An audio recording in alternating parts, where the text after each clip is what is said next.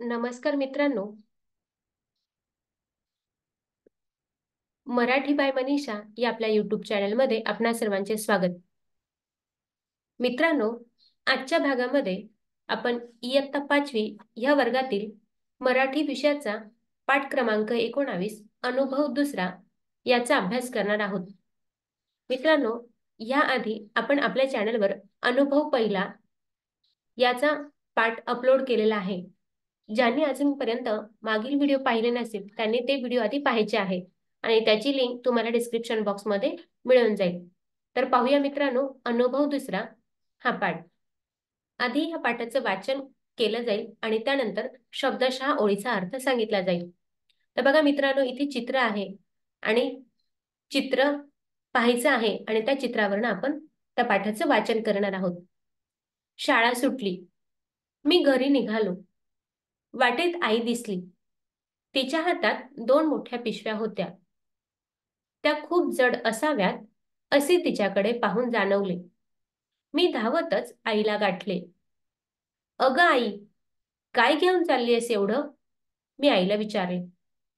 बघा मित्रांनो, एक छोटासा मुलगा आहे आणि तो कुठून आलेला आहे? शाळेतून आलेला आहे. म्हणजे शाळा सुटलेली आहे त्याची आणि शाळेतून तो कुठे निघालेला आहे? घरी निघालेला आहे. आणि वाटेत त्याला कोण दिसतं? त्याची आई दिसली.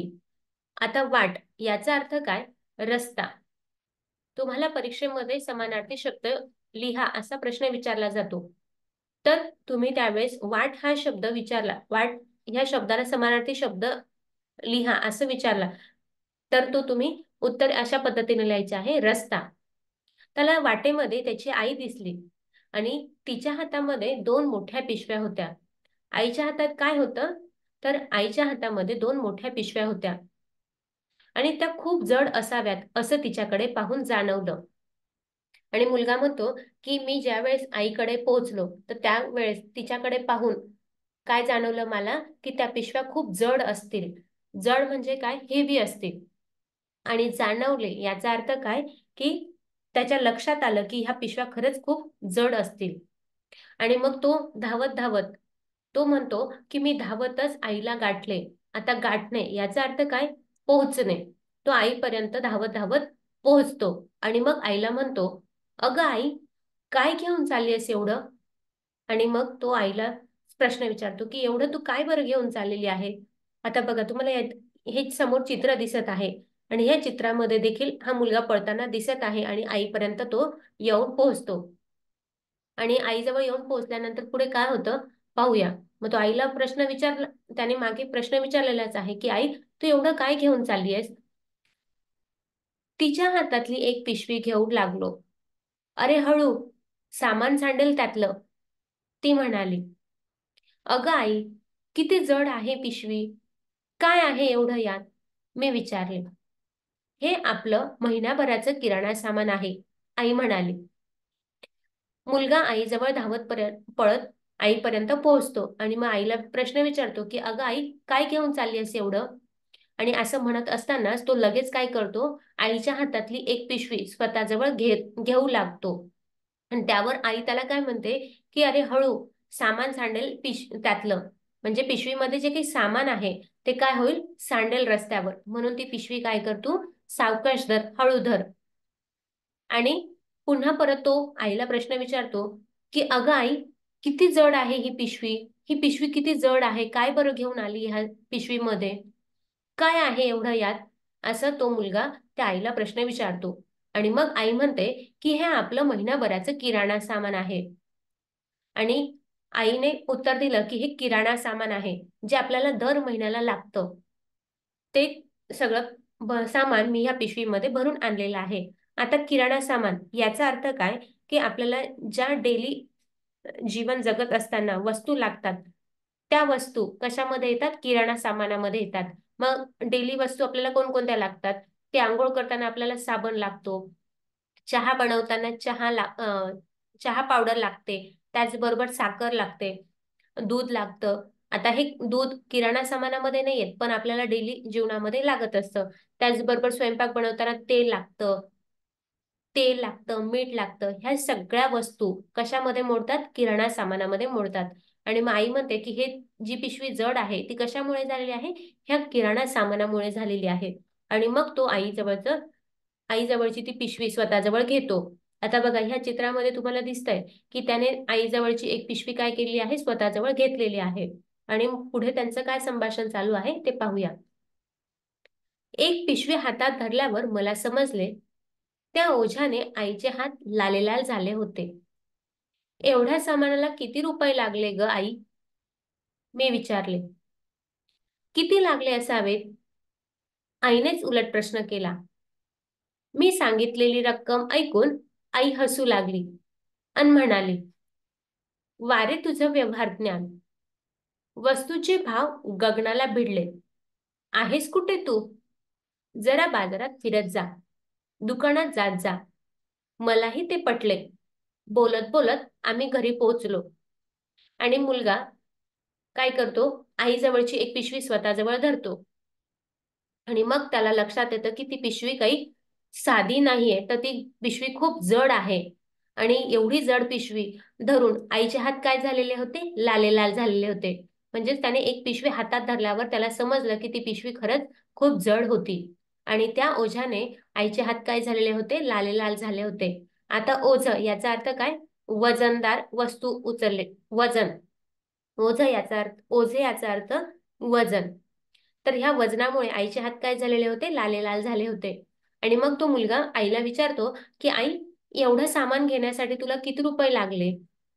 तर आईने ह्या प्रश्नाचं उत्तर देण्याऐवजी उलट तिनेच त्या मुलाला प्रश्न केला की तूच सांग बरं किती रुपये लागले असावेत?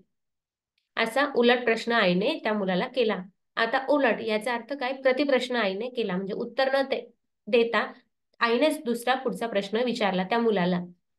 मग त्यावर त्या मुलाने काहीतरी छोटीशी रक्कम सांगितली. मी सांगितलेली रक्कम ऐकून आई हसू लागली आणि म्हणाली. आणि त्या मुलाने काहीतरी 100-200 रुपये सांगितले त्या आईला. त्या वस्तू एवढं सामान घेण्यासाठी तुला 100 किंवा 200 रुपये लागले असतील. त्यावर आई जरा हसलीच आणि म्हणाली, वारे तुझं व्यवहार ज्ञान. आता इथे व्यवहार ज्ञान याचा अर्थ काय? की आपण ज्या वस्तू खरेदी करतो आणि विकणारा त्या वस्तू विकत असतो. म्हणजे इथे हा दुकानदार आहे आणि आपण काय आहोत? ग्राहक आहे. हा दुकानदार ज्यावेळेस आपल्याला एखादी वस्तू देतो, तर आपण ती वस्तू काय करत असतो? त्याच्याकडनं घेत असतो आणि त्याच्या बदल्यात पैसे देतो आणि तो वस्तू आपल्याला दुकानदार देत असतो. मग यांच्यामध्ये जी काही संभाषण होतं किंवा जी माहिती होते, तर त्याला काय म्हटलं जातं? व्यवहार ज्ञान म्हटलं जातं. आता फॉर एक्झाम्पल बघा, तुम्ही एखादी वस्तू घेतात दुकानातून. समजा ती वस्तू 20 रुपयाला आहे आणि पूर्वीच्या काळी तीच वस्तू 10 रुपयाला मिळत असेल. आता आपण याचा पुडा घेऊ, बिस्किटचा पुडा घेऊ. पूर्वी तो बिस्किटचा पुडा 10 रुपयाला होता आणि नंतर तो बिस्किटचा पुडा किती रुपयाला वाढला? 20 रुपयाला वाढला. म्हणजे 10 रुपयाचे तो बिस्किटचा पुडा काय झालेला आहे? महाग झालेला आहे. मग ज्यावेळेस आपण ती वस्तू घ्यायला जातो आणि दुकानदाराला सांगतो की मला बिस्किटचा पुडा द्या आणि आपण म्हणतो ती वस्तू तर 10 रुपयालाच आहे आणि दुकानदार म्हणतो की नाही, ते आता त्या वस्तूचे काय झालेले आहेत? भाव वाढलेले आहेत. म्हणजेच तो बिस्किटचा पुडा किती रुपयाला झालेला आहे? 20 रुपयाला. मग हे जे काही संभाषण असतं त्याला काय म्हटलं जातं? व्यवहार ज्ञान म्हटलं जातं. मग आई म्हणते की वस्तूचे भाव गगनाला भिडलेत. म्हणजे पूर्वीच्या ज्या वस्तू 10 रुपयाला मिळत होत्या, आता त्या वस्तू किती रुपयाला मिळतात? 20 रुपयाला. म्हणजेच त्या भाव काय होत आहेत? वाढत आहे. गगनाला भिडणे याचा अर्थ काय? भाव गगनाला भिडणे म्हणजे काय? की ती वस्तू खूप महाग होणे. तर आजकाल वस्तूंचे भाव खूप वाढलेले आहेत. तुला माहिती तरी आहे का? तू कुठे आहेस? आजच्या जगामध्ये तू वावरत आहेत की नाही? म्हणून आई म्हणते, आहेस कुठे तू? तुला भाव माहिती नाही वस्तूंचे किती वाढलेले आहे? यासाठी आता तू काय करत जा? जरा बाजारात फिरत जा. म्हणजे तुला त्या वस्तूंचे भाव माहिती होतील. दुकानात पण जात जा. कारण दुकानात ज्या वस्तू भेटतात किराणा सामानाच्या, त्यांचे सुद्धा भाव तुला समजतील. आणि हे त्या मुलाला पटतं देखील. आणि त्याला माहिती नव्हतं की त्या वस्तू किती रुपयाला मिळतात. म्हणून त्याने काहीतरी रक्कम सांगून दिली आणि म्हणून आई त्याच्यावर हसते. मग त्याला जरा थोडं वाईट वाटतं. म्हणून तो काय म्हणतो की आजपासून मी बाजारात जात जाईल आणि दुकानात पण जात जाईल, जेणेकरून मला थोडंफार ज्ञान वाढेल व्यवहाराचं. आणि असं बोलत असताना ते दोघंही कुठे येऊन पोहोचतात? बोलत बोलत आम्ही घरी पोहोचलो. आणि ते एकदाचे घरी येऊन पोहोचतात. आणि घरी पोहोचल्यानंतर काय बरं होतं ते पाहूया आपण. आता बघा इथे चित्रामध्ये तुम्हाला ती आई थकलेली दिसत आहे आणि तो मुलगा त्या आईशी बोलत आहे. काय बरं बोलतो ते पाहूया. तिने पिशवी खाली ठेवली अन हुश आणि हुश केले. बराच वेळ ती स्वतःचे हात दाबत होती. आई, तू दर महिन्याला एवढं ओझं एकटीच घेऊन येतेस? मी तिला काळजीने विचारले. हो रे, आज तू भेटलास. खूप बरं वाटलं. माझं काम हलकं झालं. आई मनापासून बोलत होती. ती खूप दमली होती. आणि इथे आईने काय केलेलं आहे, इथे सामान एका खुर्चीवर ठेवलेला आहे आणि ती हुश करते. म्हणजेच तिचा जो काही श्वास होता ती जोरात सोडते. हुश. बघा मित्रांनो, आपण देखील कधी बाहेरून खेळून आलो किंवा तुम्हाला काही सामान आणायला लावलं आणि ते सामान जर खूप जड असेल तर ते तुम्ही सामान घरी आल्यानंतर काय करतात, ठेवून देतात आणि मोठा श्वास घेतात. तर त्यावेळेस आपल्या तोंडातून आपसुकच हुश असा आवाज निघतो. तसंच आईने काय केलं, पिशवी खाली ठेवली आणि हुश केलं. बराच वेळ ती स्वतःचे हात दाबत होती. का दाबत होती? कारण हे सगळं सामान ती एकटी घेऊन येत होती आणि त्या सामानामुळे तिचे हात काय झालेले होते, लाल झालेले होते, दुखत होते. म्हणून ती स्वतःचे हात काय करत होती, दाबत होती. आणि मग तो मुलगा आईला विचारतो की आई, तू दर महिन्याला एवढं ओझं एकटीच घेऊन येतेस आणि एवढं ओझं तू एकटीच घेऊन येते का? आणि हे का बरं विचारतो तो मुलगा? कारण त्याला त्याच्या आईची काळजी वाटत होती. कारण त्याला काळजीने त्याने ते विचारलं. काळजी म्हणजे काय? चिंता. तर त्याला चिंता लागून राहिली होती की आई, तू खरंच एवढं महिन्याभराचं सामान एकटीच घेऊन येते दर महिन्याला? त्यावर आई म्हणते की हो रे, आज तू भेटला. हो, दर महिन्याला मी एकटीच आणते. पण आज तू मला भेटला म्हणजे मला आज थोडंसं बरं वाटलं आणि माझं काम हलकं देखील झालं. कारण मला त्याचा थकवा थोडा जाणवला नाही. आणि हे सगळं आई कशापासून बोलत होती? मनापासून बोलत होती. कारण ती काय झालेली होती? दमलेली होती, थकलेली होती. तर अशा पद्धतीने मुलगा आणि आईमध्ये संवाद चालू आहे. आणि मग नंतर त्या मुलाला कळतं की आई बिचारी आपल्यासाठी एवढं ओझं घेऊन येते आणि इतकी दमून जाते. तर त्यानंतर तो काय निर्णय घेतो पाहूया बरं आता. मी आईला म्हणालो, आई, ज्या दिवशी माझ्या शाळेला सुट्टी असते त्याच दिवशी आपण किराणा सामान आणायला जात जाऊ. म्हणजे तूही दमणार नाहीस आणि माझं व्यवहार ज्ञानही वाढेल. आणि मग त्याला त्याच्या आईच्या कष्टाची जाणीव होते आणि तो म्हणतो की आई, आजपासून म्हणजेच पुढच्या महिन्यापासून आता आपण काय करत जाऊ, ज्या वेळेस माझ्या शाळेला सुट्टी असेल म्हणजेच रविवार असेल किंवा काही सण असेल त्या दिवशी मला जेव्हा सुट्टी असेल त्या दिवशी आपण काय करत जाऊ, दुकानात जात जाऊ. म्हणजेच त्या दिवशी आपण दुकानात किराणा सामान घ्यायला जात जाऊ. त्यावेळेस तूही दमणार नाहीस आणि तूही दमणार नाहीस आणि माझं व्यवहार ज्ञानही वाढेल. कारण वस्तूंचे भाव किती रुपयाला आहेत किंवा त्या वस्तू किती रुपयाला आहेत हे मला माहिती नाही.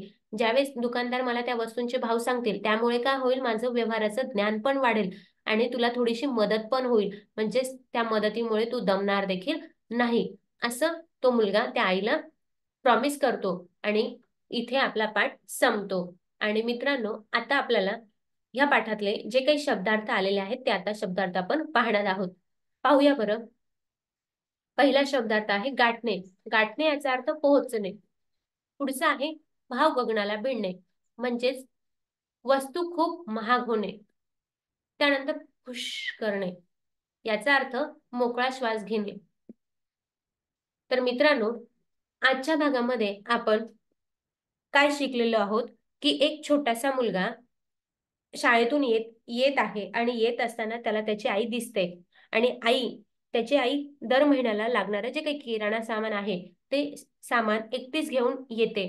आणि येत असताना त्या मुलाला त्या आईचे कष्ट दिसतात आणि मग तो स्वतः ती वस त्या पिशव्या आईजवळच्या स्वतःजवळ घेतो आणि मग त्याला जाणवतं की त्या वस्तू किती जड आहेत त्या. आणि मग त्या मुलाला त्याच्या आईच्या कष्टाची जाणीव होते आणि मग तो आईला सांगतो की आई, ज्या वेळेस माझ्या शाळेला सुट्टी असेल त्या दिवशी आपण किराणा सामान घ्यायला जात जाऊ. म्हणजेच तुला मदत पण होईल आणि मग मला व्यवहाराचं ज्ञान पण होईल. असं त्या आईच्या कष्टाची जाणीव ह्या मुलाला ह्या आजच्या पाठातून झालेली आहे. अशीच तुम्हाला देखील आपल्या आईच्या कष्टाची जाणीव हो आणि तुम्ही देखील तुमच्या आईला थोडी का असे ना मदत केली पाहिजे. असंच आपल्याला आजच्या भागातून म्हणजेच पाठातून समजलेलं आहे. आणि इथून पुढे आपण देखील घरातल्यांना जी काही मदत आपल्याकडनं होईल ती मदत तुम्ही केली पाहिजे. याच्यातून त्यांच्या तुमच्या घरच्यांना तुमची मदत पण भेटेल आणि तुम्हाला देखील त्या कष्टाची जाणीव होईल. म्हणजे कुठलीही वस्तू घेताना किंवा वापरत असताना तुम्हाला त्याची जाणीव होईल. हेच आजच्या भागातून आपल्याला समजलेलं आहे. आणि आजचा जर व्हिडिओ तुम्हाला आवडला असेल तर व्हिडिओला लाईक करा, जास्तीत जास्त मित्रांपर्यंत शेअर करा. आणि ह्या व्हिडिओ संदर्भात काही कमेंट असेल तर कमेंट करायला विसरू नका. आणि अजूनपर्यंत आपल्या चॅनलला सबस्क्राईब केलं नसेल तर चॅनलला सबस्क्राईब देखील करायचं आहे. आणि मित्रांनो, आजचा व्हिडिओ जरा 2 आठवडे उशिराने आलेला आहे, त्याबद्दल तुमचे क्षमा मागते. आणि आजचा व्हिडिओ पाहिल्याबद्दल तुमचे मनापासून धन्यवाद.